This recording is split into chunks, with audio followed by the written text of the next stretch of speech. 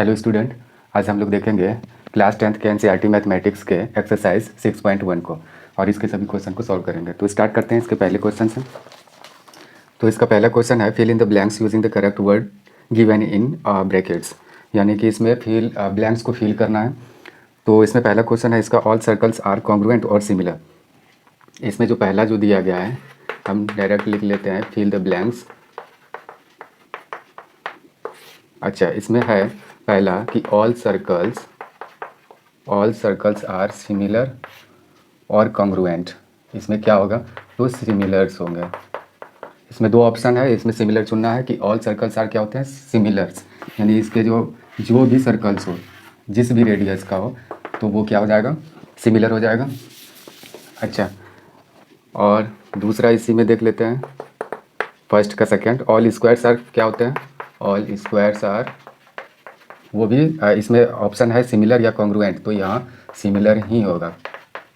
ठीक, सभी स्क्वायर्स क्या होते हैं, सिमिलर होते हैं, क्योंकि अलग अलग, जैसे कि अगर ये स्क्वायर है तो इस और एक ये स्क्वायर है, तो क्या इसके जितने भी यानी कि उसको करस्पॉन्डिंग एंगल्स कहते हैं, सब इक्वल होंगे। ये एंगल इसके बराबर, सब तो वैसे 90 है और ये इसके बराबर होगा, तो करस्पॉन्डिंग एंगल्स सेम है। तो अगर करस्पॉन्डिंग एंगल्स किसी भी पॉलीगन का सेम होता है तो इसके करस्पॉन्डिंग्स जो साइड्स होते हैं उसके रेशियो क्या होता है, इक्वल, यानी प्रपोर्शन में होते हैं, तो उस केस में सभी सिमिलर होते हैं। तो ऑल सर्कल्स और स्क्वायर्स क्या होते हैं, आपस में सिमिलर होते हैं। फिर थर्ड नंबर इसी में दिया गया है ऑल, उसके बाद डैश यानी कि खाली ब्लैंक है, तो triangles are similar, triangles are similar, इसमें ये दिया गया है। और इसमें ऑप्शन है आइसोसेलेस और या इक्विलैटरल। आइसोसेलेस ट्रायंगल किसको कहते हैं, जिसके दो साइड्स इक्वल होते हैं, और इक्विलैटरल ट्रायंगल किसको कहते हैं, जिसके सभी साइड्स इक्वल होते हैं। तो ये दोनों में कौन से होंगे, तो आइसोसेलेस के केस में दो ही यानी कि साइड्स इक्वल होते हैं। कोई दूसरा भी अगर लेंगे तो ये पता नहीं चलेगा, इसका करस्पॉन्डिंग एंगल्स डिफरेंट हो सकता है, लेकिन सभी अगर इक्विलैटरल ट्रायंगल की बात करें तो इसके सभी एंगल्स यानी कि सभी साइड्स तो इक्वल ही होते हैं, तो इक्वल होने के कारण तीनों एंगल्स भी इसके सेम हो जाते हैं, यानी 60 डिग्री करके, यानी कि किसी भी इक्विलैटरल ट्रायंगल के सभी एंगल 60 डिग्री के होते हैं, ये तो पता ही है। तो इस तरीके से तो सभी करस्पॉन्डिंग एंगल्स क्या हो जाएंगे, इक्वल ही होंगे। तो इस केस में क्या हो जाएगा, अगर करस्पॉन्डिंग एंगल सेम हो रहा है तो इट मीन्स कि इसके सभी करस्पॉन्डिंग साइड्स जो होंगे उसका रेशियो क्या हो जाएगा, इक्वल हो जाएगा। तो इक्विलैटरल के केस में ये सिमिलर होगा, ना कि आइसोसेलेस। तो यहाँ हम क्या लेते हैं, all equilateral triangles are similar, ये हो गया थर्ड। चौथा नंबर देख लेते हैं क्या है इसमें, fourth, two polygons of the same number of sides of similar. थोड़ा सा,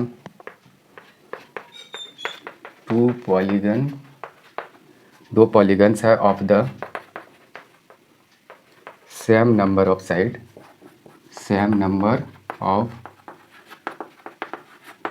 साइड्स आर सिमिलर, यानी दो पॉलीगन है अब वो same number of sides are similar होते हैं इफ़, दो कंडीशन है। एक नंबर है if their corresponding angles are, if there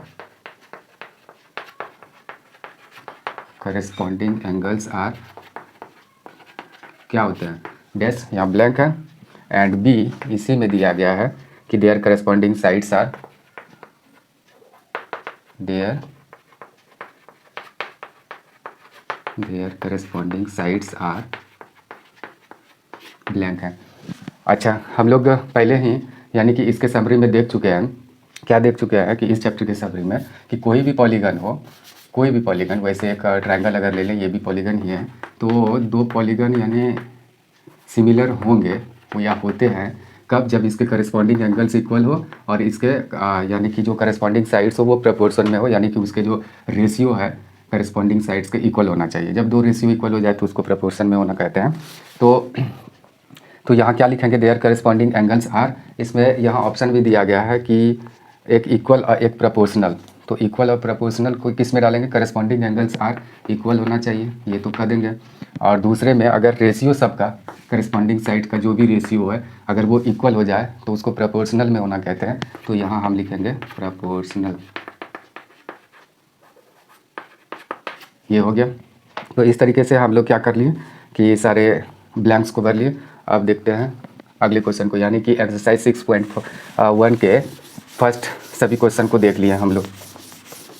कोई भी दो पॉलीगन सिमिलर होते हैं अगर उसके करस्पॉन्डिंग एंगल्स बराबर हो और उसके करस्पॉन्डिंग साइड्स प्रोपोर्शनल हो, यानी कि करस्पॉन्डिंग साइड्स का जो रेशियो होगा वो इक्वल होना चाहिए।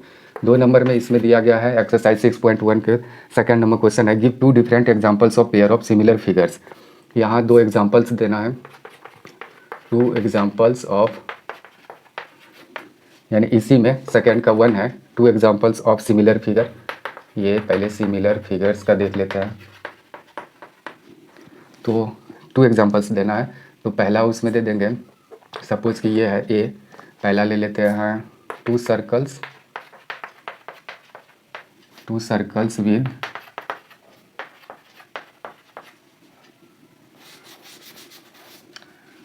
विद ले लेते हैं 2 सर्कल्स विद, इसका 2 सर्कल्स हो गया, और डिफरेंट अगर वो क्या कहते हैं उसके रेडियस को ले लें, जैसे कि ये 2 सर्कल्स है और उसका अगर रेडियस विद रेडाई ऐसे ले लेते हैं 5 सेंटीमीटर एंड 2 सेंटीमीटर। ये जिसका रेडियस यानी रेडाई यानी कि ये इसका रेडियस अगर 5 सेंटीमीटर हो और इसका 2 सेंटीमीटर हो तो ये सिमिलर होगा, क्योंकि इसका शेप टू शेप देख रहे हैं और साइज़ इसका डिफरेंट देख रहे हैं। तो ये 2 सर्कल्स है with radii 5 centimetre and 2 centimetre, ये सिमिलर फिगर्स का एग्जाम्पल हो गया। अच्छा, दूसरा अगर देखें तो 2 स्क्वायर्स भी ले सकते हैं, 2 स्क्वायर्स विद साइड्स या विद साइड्स क्या एक का ले लेते हैं 10 सेंटीमीटर एंड 5 सेंटीमीटर। 2 स्क्वायर ले लेते हैं, जैसे ये एक स्क्वायर है तो इसके तो, और एक ये स्क्वायर है तो इसका एक साइड ले लेते हैं 10 सेंटीमीटर, तो सभी इसके 10 ही होंगे, और इसका अगर एक 5 लिए हैं तो सबका 5 ही होगा। इसके करस्पॉन्डिंग एंगल्स तो इक्वल ही होगा, क्योंकि सभी एंगल्स उसके 90 डिग्री तो होंगे ही, स्क्वायर के 90 डिग्री ही होते हैं, तो ये करस्पॉन्डिंग एंगल्स इक्वल है। और अगर करस्पॉन्डिंग साइड्स की बात करें तो वो जो करस्पॉन्डिंग साइड्स का रेशियो होगा वो भी इक्वल होगा। 10/5 करेंगे तो क्या हो जाएगा 2, 10/5, 2 सब का दिख रहा है। तो इस तरीके से सभी करस्पॉन्डिंग यानी कि साइड्स क्या है, प्रोपोर्शनल है। तो ये हो गया 2 एग्जांपल्स दे दिए सिमिलर फिगर का 2 नंबर में से। और फिर देखते हैं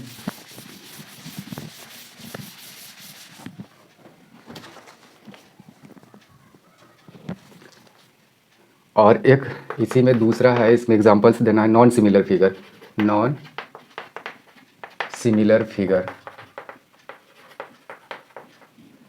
तो 2 नॉन सिमिलर फिगर का एग्जांपल देना है, तो उसमें एक एग्जांपल देते हैं, जैसे a circle and a square.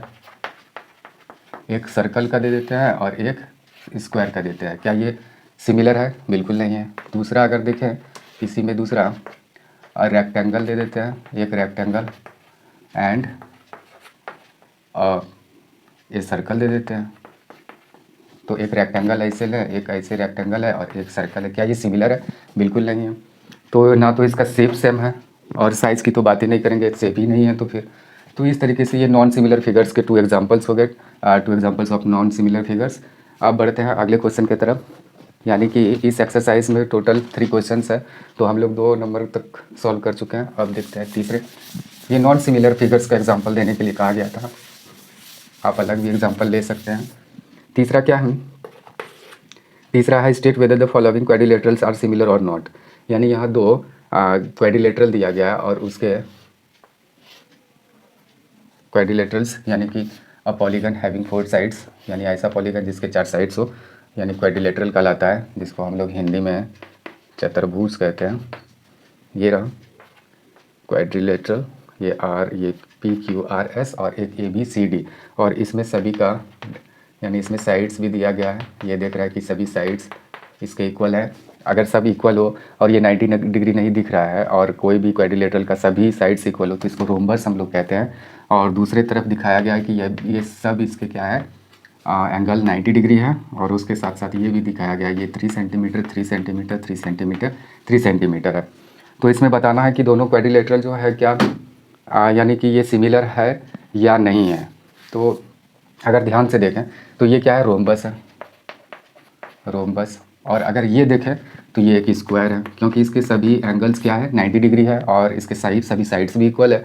अगर ऐसे क्वाड्रिलेटरल जिसके सभी साइड्स इक्वल हो और उसके सभी एंगल्स भी 90 डिग्री के इक्वल हो तो वो स्क्वायर कहलाता है। तो ये स्क्वायर हो गया, ये रोम्बस हो गया, डिफरेंट चीज़ है।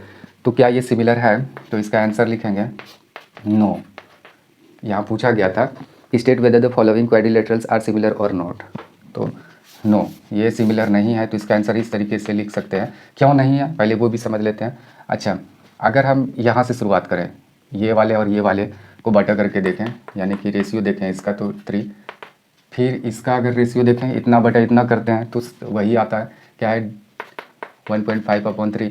फिर इसका और इसका देखें तो वही आता है 1.5/3, तो सब इक्वली देख रहे हैं। फिर इसका देखें, यानी कि इसका और इसका तो 1/1.5/3, तो सब इक्वली दिख रहा है, यानी कि इसके सभी अगर करस्पॉन्डिंग मान लिया जाए साइड्स है ये सब, तो सभी करस्पॉन्डिंग साइड क्या है, प्रोपोर्शनल है, सबका रेशियो देख रहे हैं कि इक्वल है। तो फिर ये क्यों नहीं है सिमिलर? सिमिलर इसलिए नहीं है क्योंकि इसके करस्पॉन्डिंग एंगल्स इक्वल नहीं है। यानी कि अगर ये एंगल अगर देखें तो ये 90 मेंशन नहीं किया गया, ये हो सकता है 90 से कम है या ज़्यादा है, जो भी है। ये ज़्यादा 90 से दिख रहा है, ये वैसे देखने में तो कम है, ये 90 से कम है, ये 90 से ज़्यादा है। तो ये करस्पॉन्डिंग अगर ये और ये करस्पॉन्डिंग मान लिया जाए कि ये 90 है, ये 90 से अधिक है, या ये कोई 90 से ज़्यादा है या कम है, तो करस्पॉन्डिंग एंगल्स इक्वल नहीं हो रहा है, लेकिन इसके करस्पॉन्डिंग साइड्स प्रोपोर्शनल में, तो उस स्थिति में ये नहीं होगा। तो कहेंगे both the quadrilaterals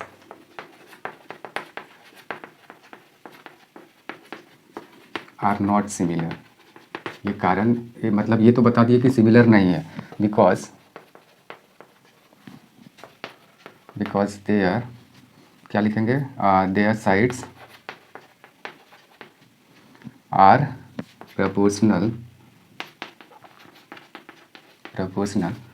but there,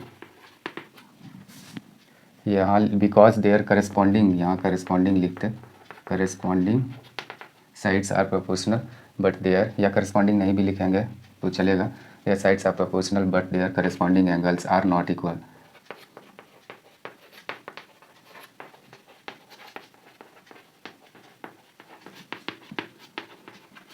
इसके क्या है, यानी कि ये बता दिया ये क्यों नहीं है सिमिलर, क्योंकि इसके करस्पॉन्डिंग एंगल्स इक्वल नहीं है, जबकि इसके बोथ साइड्स प्रोपोर्शनल है, यानी करस्पॉन्डिंग साइड्स का जो रेशियो है वो इक्वल है, ये ऐसा कह सकते हैं। लेकिन इसके करस्पॉन्डिंग एंगल्स इक्वल नहीं होने के कारण ये सिमिलर नहीं है। तो इस तरीके से हम लोग यानी इसके तीसरे क्वेश्चन को भी देख लिए।